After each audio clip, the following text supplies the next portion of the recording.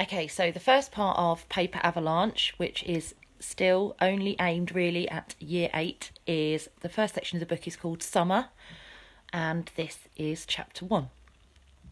Umami. I look up from my phone.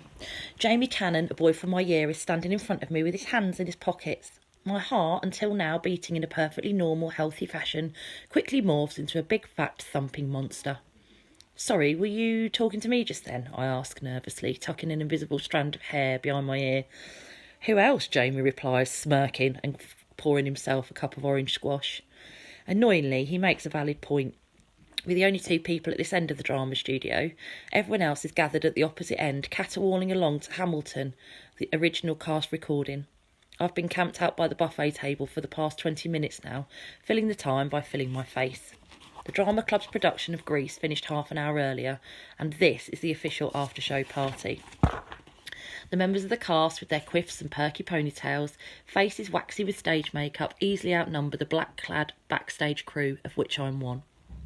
I would have headed straight home after the curtain call given the choice, but my backpack and jacket were locked in Miss Chetty's office, and Miss Chetty has mislaid her keys, leaving me stranded until the caretaker turns up with the master.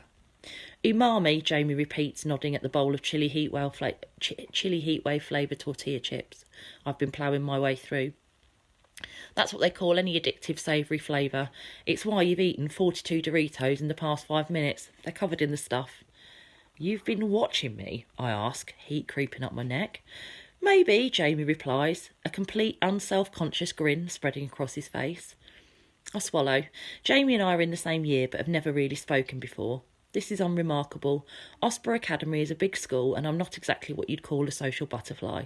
Plus, Jamie is part of the popular crew who hog the beanbags in the school social area and say everything in loud, booming voices like they assume everyone in listening distance is automatically interested in what they've got to say.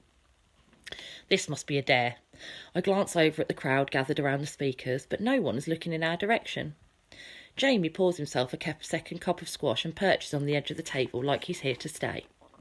Out of the corner of my eye, I notice he's about 3 inches taller than me and muscular, the fabric of his close-fitting white t-shirt straining across his chest and biceps. I can tell from the way he's folded his arms high across his chest so his muscles bulge like inflated water balloons that he's ridiculously proud of them. He drains his cup of squash, immediately pouring himself another one. You were on the lights tonight, right? He asks, wiping his mouth on the back of his hand. His upper lip is stained pale orange. Okay, so really quick few questions then. What do you think, first of all, about the main character? What sort of voice is it written in? What do you think of Jamie? What are your first impressions? What's the setting of the book? And who do you think the main character is going to be? Can you predict what you think is going to happen? I'll be back with a bit with part 2.